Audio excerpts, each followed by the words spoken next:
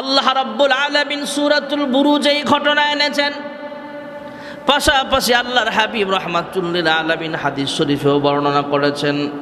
মুসলিম শরীফেও হাদিস আছে, তিরমিজিতেও হাদিস আছে। আল্লাহ রাব্বুল আলামিন এই গর্ত খননওয়ালা লম্বা গর্তওয়ালাদের ঘটনা আল্লাহ রাব্বুল আলামিন যেমন কোরআনে এনেছেন, আবার হাদিস শরীফেও এনেছেন। এই ঘটনাটা হলো আল্লাহর হাবিব দুনিয়ার জমিনে আসার শত বছর আগে ঈসা আলাইহিস সালামের উম্মতদের জামানার ঘটনা। ওই জামানায় মানুষ জাহেল হতে হতে এমন হয়ে গিয়েছিল, ওই জামানার যিনি বাদশা ছিল অনেক দিন পর্যন্ত ক্ষমতায় থাকার কারণে এক পর্যায়ে সে খোদা দাবি করছে। নাউজুবিল্লাহ। এক সময়ের বাদশারা পৃথিবীর জমিনে যেমন নমরুদ, ফেরাউন, সাদ্দাত, ওরা বেশি দিন রাজত্ব করার কারণে এক পর্যায়ে নিজেরা খোদাই দাবি করছে। এদের তুলনায় তো আমাদের সরকাররা অনেক ভালো আছে, এরা তো আর খোদা দাবি করে না।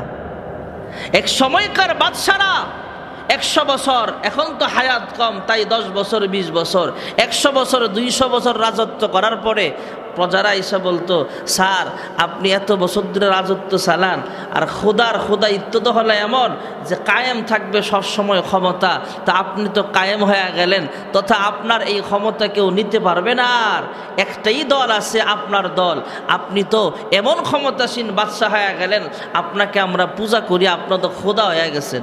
নাউজুবিল্লাহ। কোন আমাদের বর্তমানেও আমাদের বাংলাদেশে কিছু সামসা আছে, এই সামসারা পারে না, ক্ষমতাসীন দলের নেতারা যায় সেজদা করে। একজন তো কয়েই ফেলছে, এমন আছে না নাই? এমন চামসারা বাদশাকে যায় যখন ফার্ম দিয়া ফুলায় যে বাদশা মহাদয় আপনি খোদা হবেন না তো কি হবে, আপনি 600 বছর ধরে রাজত্ব চালান। বাদশাও খুশি হইয়া ঠিক আছে, আনা রব্বুকুমুল আলা, আমার সেজদা কর। নাউজুবিল্লাহ। আসলেই কি সে খোদা? রব কে? আরো জোরে কার। ভাইরা আমার, বন্ধুরা আমার, সেই বাদশা উজির নাজিরদেরকে পালতো, পাশাপাশি ওই জামানার সবচেয়ে বড় বড় জাদু বিদ্যা অর্জনকারী যারা ছিল, পণ্ডিত যারা ছিল, তাদেরকেও পালতো।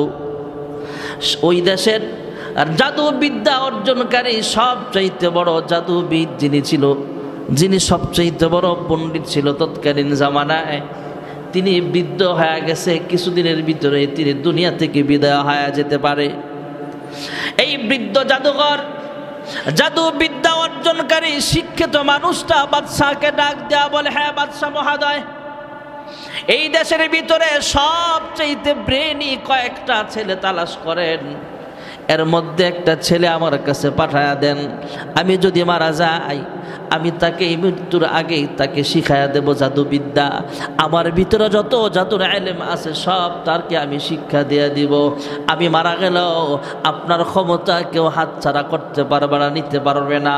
আপনার ক্ষমতায় টিকা রাখার জন্য আমার মতো জাদুকরের দরকার আছে। অতএব আমি মারা গেলে আরেকজনকে জাদুকর বানায়া দিয়া যায়, এই লোকটাও, এই ছেলেটাও বড় হয়ে আপনার রাজত্ব টিকা রাখতে পারবে, সহযোগিতা করবে। এই চিন্তা চেতনা নিয়ে বাদশাহকে যখন জানায় দিলেন, এবার বাদশাহ পুরা দেশের ভিতরে এলান করে দেওয়া হলো, দেশের ভিতরে সবচেয়ে ব্রেন কার বেশি আমার সামনে নিয়ে আসো। সবার চাইতে ব্রেন যার বেশি এমন একটা ছোট্ট পিচ্চি ছেলে বাদশার দরবারে হাজির করা হলে এই ব্রেন দিয়েছেন, জোরে বলেন কে?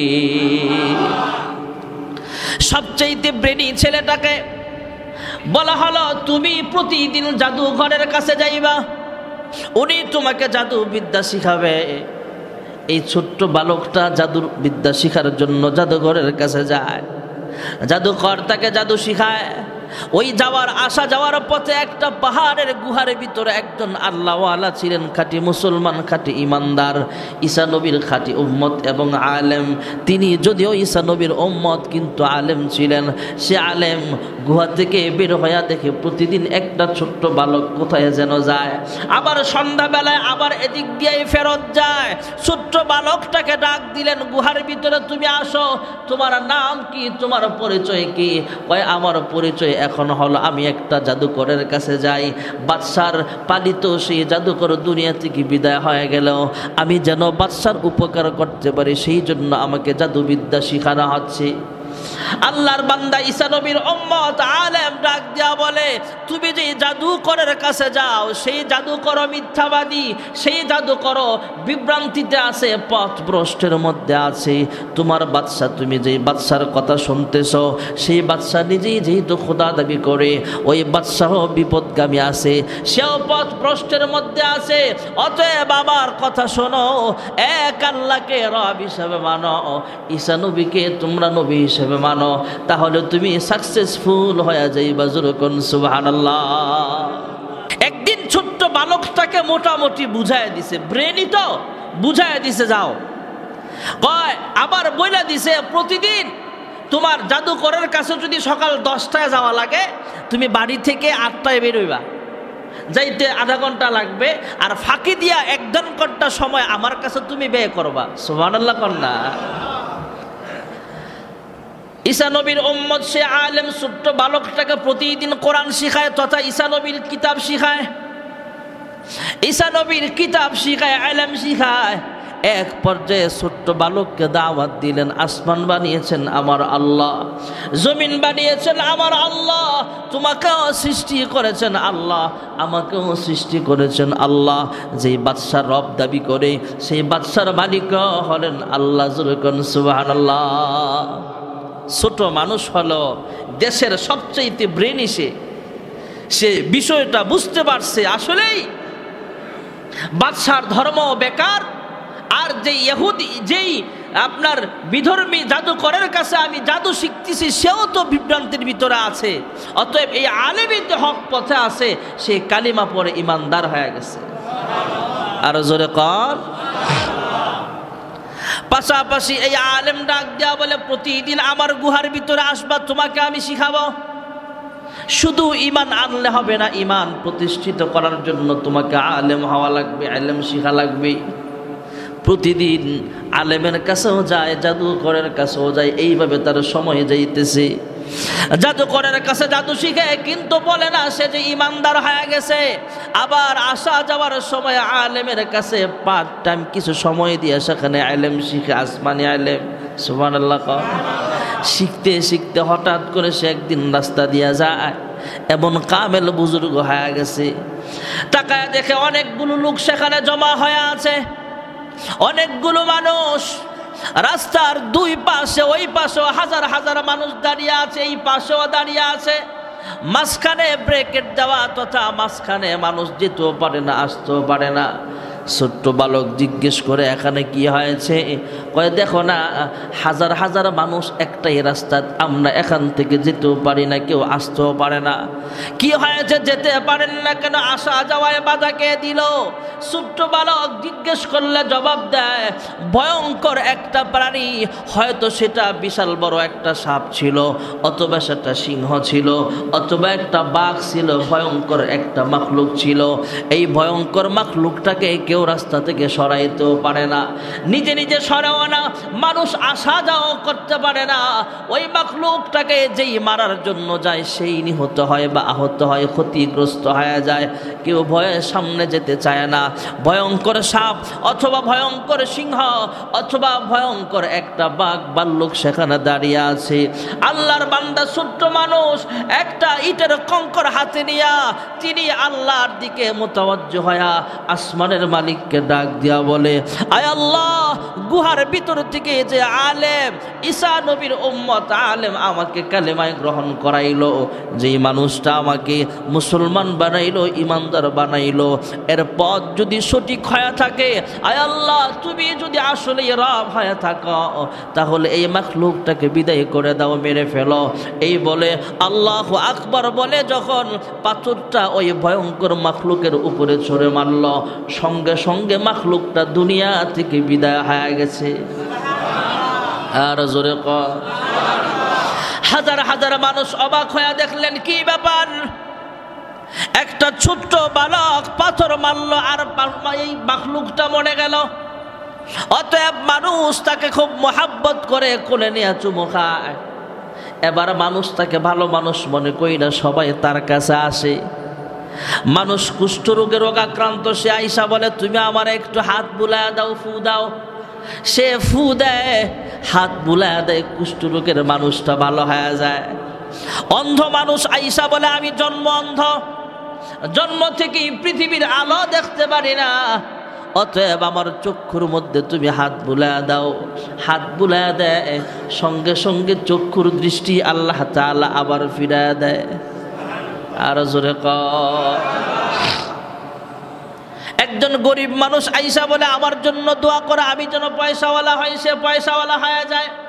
মুস্তাজাবু দাওয়াত আল্লাহ তাকে বানিয়ে দিয়েছেন, যে দোয়া করে সেই দোয়ায় কবুল হয়ে যায়। ছোট্ট মানুষ, সুবহানাল্লাহ কয় না রে, ছোট মানুষ। এই খবর বাদশার এক মন্ত্রীর কানে গেছে। বাদশার মন্ত্রীটা বৃদ্ধ হয়ে গেছে, তার দৃষ্টিশক্তি নাই, অন্ধ মানুষ, তার যোগ্যতার বলে এখনো মন্ত্রিত্বের পদে বহাল আছে।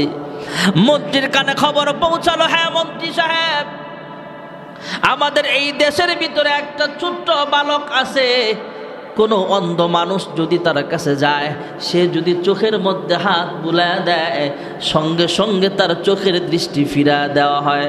সুবহানাল্লাহ। আসলেই চোখের দৃষ্টি তো আর ছোট বাচ্চা ফিরায় দেয় না, ফিরায় দেয় কে? বাদশা এবার বড় গাড়ি দিয়া, যানবাহন দিয়া, অনেকগুলো হাদিয়া নিয়ে ছোট্ট বালকের কাছে চলে গেলেন। ছোট্ট বালকের কাছে যা বলে আমি এই দেশের রাষ্ট্রপ্রধানের একজন মন্ত্রী, অমুক পদের মন্ত্রী, অমুক মন্ত্রণালয়ের একজন রানিং মন্ত্রী, আমি তোমার জন্য এই হাদিয়াগুলো নিয়ে আসলাম। বিনিময়ে তুমি একটা কাজ করা লাগবে, আমি চোখে দেখি না, আমার দুইটা চোখ তুমি ভালো করে দাও।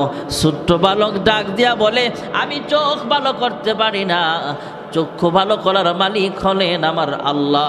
যখন সুবহানাল্লাহ। ছোট বালক মন্ত্রীকে বলে আপনার চক্ষু ভালো হয়ে যাবে, আপনার চক্ষু আমি ভালো করে দেব, তথা আমি দোয়া করব আল্লাহ ভালো করবেন, তবে শর্ত আছে। কি শর্ত? শর্তটা হলো আপনি ঈমানওয়ালা হয়ে যেতে হবে। সুবহানাল্লাহ।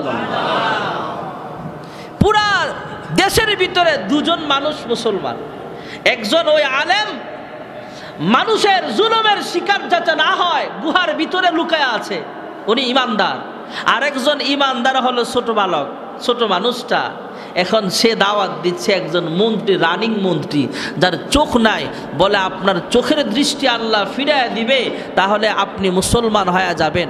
অনেক ভেবে চিন্তা দেখলো, আমি মন্ত্রিত্ব পাইয়া আমার কি লাভ, নিজের চেহারাই তো নিজে দেখি না, আয়নার সামনে দাঁড়ায়ও মা বাবার চেহারা দেখি না। আমি যদিও আমার ক্ষমতা আছে, যদিও আমার টাকা পয়সা আছে, আমার যোগ্যতার বলে আমি মন্ত্রী হয়েছি, মন্ত্রিত্ব আমার পদ বহাল আছে, তবে আমি তো আর কাউকে চোখে দেখি না। আমার সব কিছুর চাইতে আমার চোখের পাওয়ারটা এখন বেশি দামি। যাও, আমি কালিমা পড়ে মুসলমান হয়ে গেলাম। এখন মুসলমান কয়জন? ওই আলেম, ছোট বাচ্চা আর মন্ত্রী। সুবহানাল্লাহ। মন্ত্রী সাহেব চোখ ভালো হয়ে গেল। এবার পার্লামেন্টে অধিবেশন শুরু হয়ে গেছে। রাষ্ট্রপ্রধান তিনি তার চেয়ারে বৈশা দেখে যে অন্ধ মন্ত্রী ছিল, তার চোখের দৃষ্টি ফিরা পাইছে। ডাক দিয়া কয় কি হয়েছে? সংসদের ভিতরে বৈশাই জিজ্ঞেস করে তোমার চক্ষুটা কে ভালো করে দিল? তুমি আবার কোন রবের কাছে গিয়েছিলা? আমি তো রব। আসলেই তো সে রব নয়, তুমি কার কাছে গেলা তোমার চোখের দৃষ্টি ভালো হয়ে গেছে? সে ডাক দিয়া কয় আলহামদুলিল্লাহি রাব্বিল আলামিন, ওই রব আমার চোখের দৃষ্টি ফিরা দিছে। যুরকুন সুবহানাল্লাহ। আমার রব আমার চোখের দৃষ্টি ফিরা দিছে। রাষ্ট্রনায়ক ডাক দিয়া বলে তোমার এত বড় স্পর্ধা, এত বড় সাহস, আমার রব না হয় না, তুমি কার রব মানো? মন্ত্রী ডাক দিয়া করে সাবধান, যে আল্লাহ আসমান বানাইছেন, জমিন বানাইছেন, যে আল্লাহ আপনাকে বানিয়েছেন, আমাকে বানিয়েছেন, তিনি হলেন রব, আপনি রব নয়। সেই রব্বুল আলামিনের প্রতি আমি ঈমান এনেছি। যুরকুন সুবহানাল্লাহ। ঈমান বড় মজবুত। প্রধানমন্ত্রী ডাক দিয়া কয়, স্পিকার ডাক দিয়া কয়, সব মন্ত্রী তো বেঈমান, সবাই কয় আপনার পরিণতি কিন্তু খুব খারাপ হবে। কয় কি খারাপ হবে? কয় আপনাকে দুনিয়া থেকে বিদায় করে দেওয়া হবে। সে বলে আমি মাথা পেতে নিতে রাজি আছি, আমি সব জুলুমের শিকার হতে রাজি আছি, জেল জুলুম আমি পরোয়া করি না, ফাঁসির মঞ্চকে ভয় পাই না, ফাঁসির মঞ্চে দাঁড়ায়াও বলবো আল্লাহু আকবার। ফাঁসির মঞ্চে দাঁড়ায়াও কি বলবো? আর জোরে বলেন কি বলবো? আমি রাজি আছি। এক পর্যায়ে সেই মন্ত্রীকেও দুনিয়া থেকে বিদায় করে দেওয়া হলো। এবার বাদশা ডাক দেওয়া বলে এই মন্ত্রী কিভাবে মুসলমান হলো?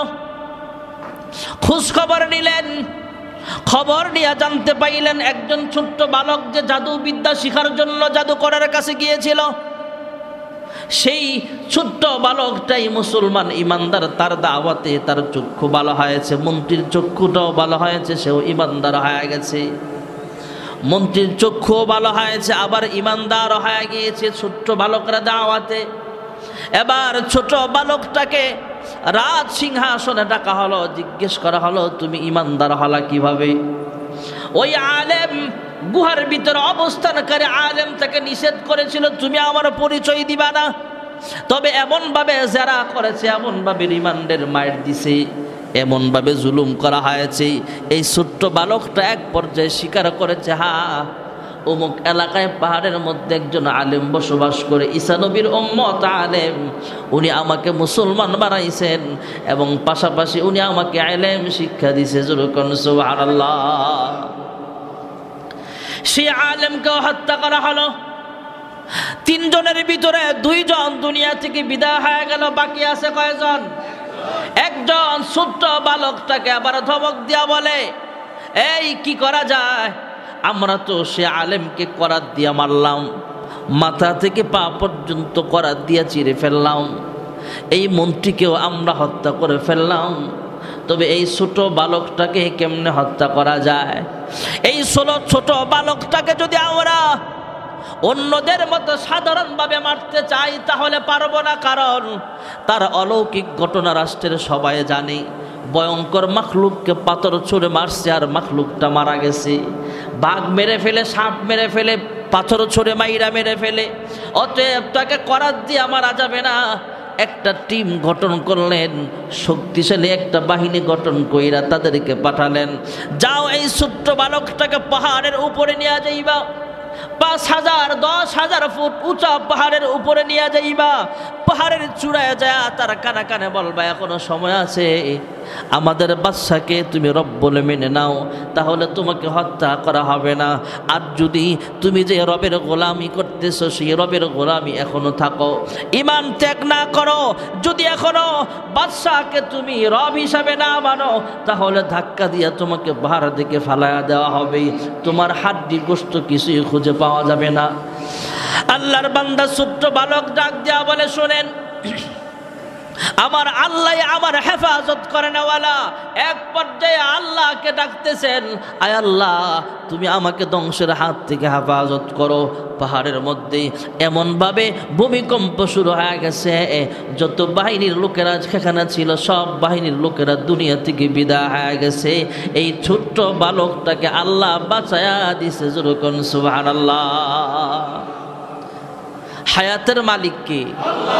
মরণ দেওয়ার মালিক কুরআনুল কারীমে 29 পারার প্রথম সূরা সূরাতুল মুলকের আয়াতে আল্লাহ বলেন, আল্লাযী খালাকাল মাউতা ওয়াল হায়াতা লিয়াবলুয়াকুম আইয়ুকুম আহসানু আমালা ওয়া হুয়াল আজিজুল গফুর।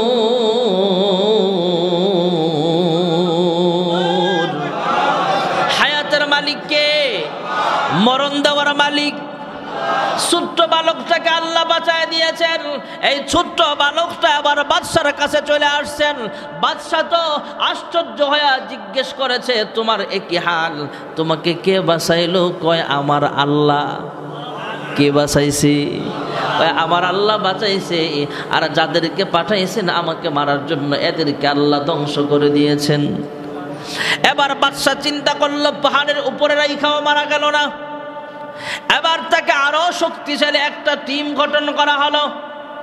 শক্তিশালী একটা ভয়ঙ্কর সেই শক্তিশালী একটা বাহিনী দিয়া তাকে সাগরের মাঝখানে পাঠানো হলো। কয় সাগরের মাঝখানে নৌকা দিয়া নিয়ে যাইবা, জাহাজ দিয়া নিয়ে যাইবা, আর সেখানে যাইয়া তাকে নদীর মধ্যে ফালাইয়া দিবা। ফালানোর আগে কানে কানে জিজ্ঞেস করবা, এখনো সময় আছে, কালিমা ছাড়ো, বাদশাহকে রব হিসেবে গ্রহণ করে নাও, তাহলে তোমাকে হত্যা করা হবে না, তোমাকে বাঁচায়া দেওয়া হবে। আল্লাহর বান্দা ছোট্ট বালককে নদীর মাঝখানে, সাগরের মাঝখানে নিয়ে যখন কানে কানে বলে তোমাকে হত্যা করা হবে, যদি বাঁচতে চাও তাহলে আমাদের বাদশাহকে রব হিসেবে মানো। আল্লাহর বান্দা ছোট্ট বালক ডাক দিয়া কয়, আমার জীবন দিতে পারে কিন্তু কালেমা ছাড়বো না। জোরে কোন সুবহানাল্লাহ। আল কোরআনের সৈনিক আমি, নেই কো পরাজয়, এক আল্লাহর গোলাম আমি, এই তো পরিচয় আমার, এই তো পরিচয়। এই পৃথিবীর সবই নকল, এই পৃথিবীর সবই নকল, আসল কিছু নয়, এক আল্লাহর গোলাম আমি, এই তো পরিচয় আমার, এই তো পরিচয়। ঠিক না বেঠিক? আল্লাহর বান্দা আল্লাহর দিকে মুতাওয়াজ্জহ হলেন, আল্লাহকে বলে, হে প্রভু তুমি আমাকে বাঁচাও। সাগরের মধ্যে উতাল পাতাল ঢেউ আরম্ভ হয়ে গেল। যে নৌকা অথবা জাহাজ দিয়ে আরেক হত্যা করার জন্য সাগরের মাঝখানে নিয়ে যাওয়া হলো, এমনভাবে ঢেউ শুরু হয়ে গেছে, সব মানুষ সেখানেই মারা গেছে। এই ছোট্ট বালকটাকে আল্লাহ বাঁচায় দিয়েছেন। এই ছোট্ট বালকটা বাদশার কাছে আইসা বলে, হ্যাঁ বাদশা, আমার আল্লাহ আমাকে এবারও বাঁচায় দিছে, যাদেরকে তুমি পাঠিয়েছিলা তাদেরকে মেরে ফেলেছেন। আল্লাহ হলেন হেফাজতকারী, আল্লাহ আমাকে হেফাজত করেছে। জোরে কোন সুবহানাল্লাহ। ছোট্ট বাচ্চা ডাক দিয়া কয়, বাদশা আমাকে মারার এত চেষ্টা করছেন, আমাকে মারতে পারবেন, তবে আমি যেভাবে বলি সেভাবে, আপনি যেভাবে চেষ্টা করছেন সেভাবে মারলে আমাকে মারতে পারবেন না। বারবার আমার রব আমাকে বাঁচায় দিবে। সুবহানাল্লাহ কোন। তবে আমাকে যদি হত্যা করতে চান তাহলে আমি যেভাবে বলি আমার ফর্মুলায় কাজ করা লাগবে। কি করব বলো? সে বলে যে আপনি বিশাল বড় একটা মাঠে আমাকে হত্যা করবেন, আমাকে তীর মারবেন, আর তীর মারার আগে রাষ্ট্রের সব মানুষকে সেখানে হাজির করবেন। হাজির করে বলবেন যে দেখ আমারে রব না মানার শাস্তি কি হয়, এই বইলে আমাকে তীর মারবেন। তবে এমনি এমনি তীর মারলে হবে না, তীর মারার সময় বলতে হবে বিসমি হাজিহিল গোলাম, বিইসমি হাজিহিল গোলাম, এই গোলামের বিইসমি রব্বি হাজিহিল গোলাম, নাম প্রভুর, ওই প্রভুর যেই প্রভুর ইবাদত করে এই ছোট বাচ্চা। সুবহানাল্লাহ।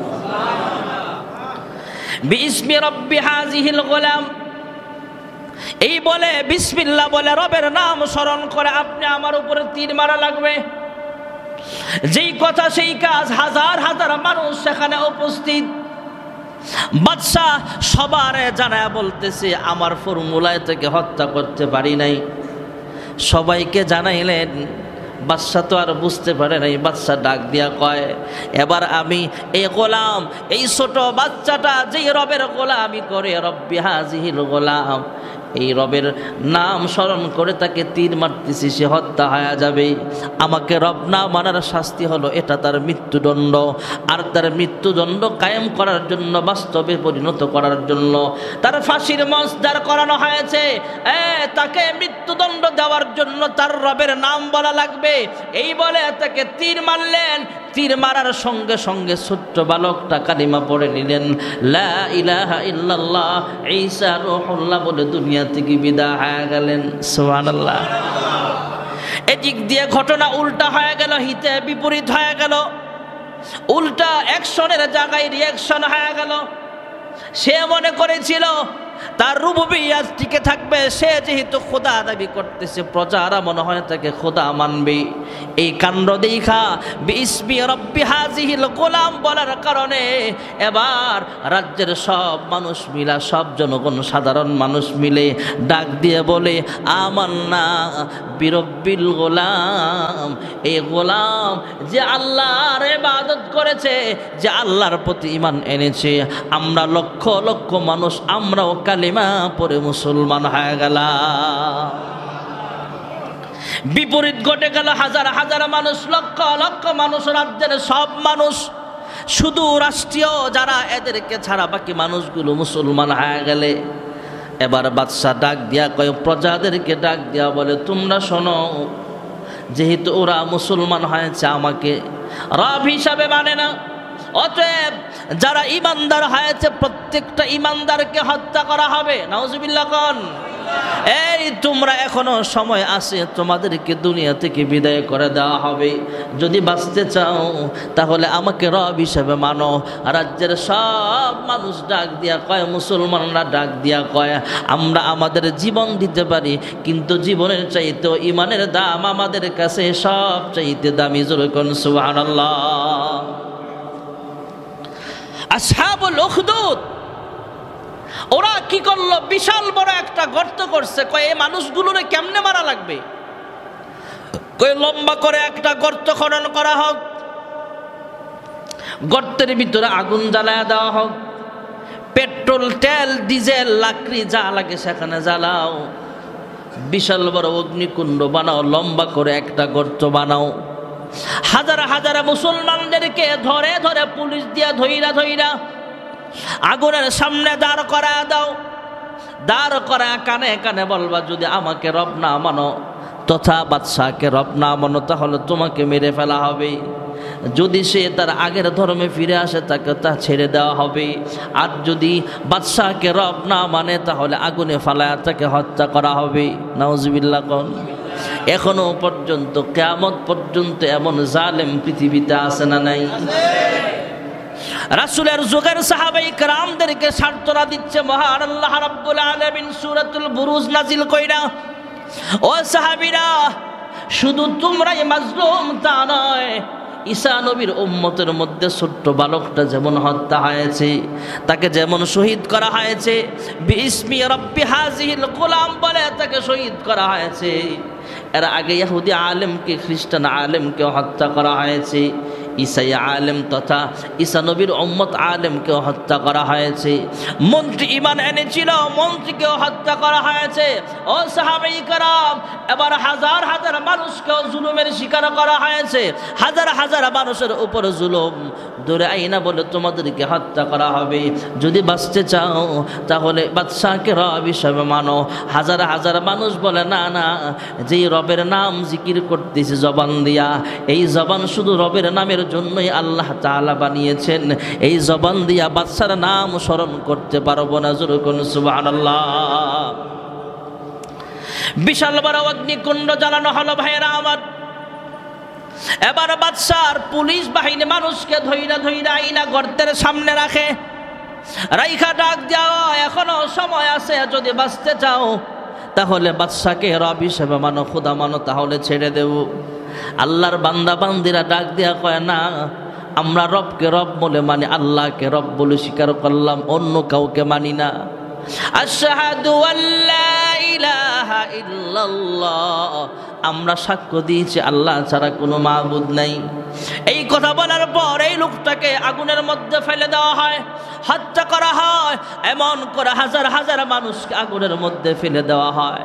হঠাৎ করে আল্লাহর হাবিব হাদিস শরীফে বলেন, এই ঘটনা হাদিস শরীফেও আল্লাহর হাবিব বলেন, একজন মহিলাকে সামনে আনা হলো।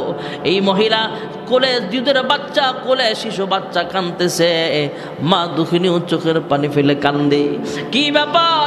আমার জন্য না হয় অসুবিধা নাই, কিন্তু শিশু বাচ্চাটা যদি মারা যায় তাহলে মায়ের কষ্ট হবে। মা কান্দে, সন্তানও কান্দে। সন্তান তো আর আগুনের ভয় বুঝে না, সে তো আর আগুনের ভয়ে কান্দে না। মা কাঁদতেছে, বাচ্চা ডাক দেয়া কয়, বুঝেছি তুমি ভয় পাচ্ছ, তুমি মনে হয় আমাকে আবার রব হিসাবে মানবা। তুমি কালিমা ছেড়ে দাও, ইমানদারি ছেড়ে দাও, মুসলমানিত্ব ছেড়ে দাও, তাহলে তোমাকেও হত্যা করা হবে না, বাঁচায়া দেওয়া হবে। তোমার কোলের দুধের বাচ্চাটাকেও বাঁচায়া দেওয়া হবে। মহান আল্লাহ রাব্বুল আলামিন কোলের দুধের শিশু বাচ্চাটার জবান খুলে দিলেন। সুবহানাল্লাহ বলেন।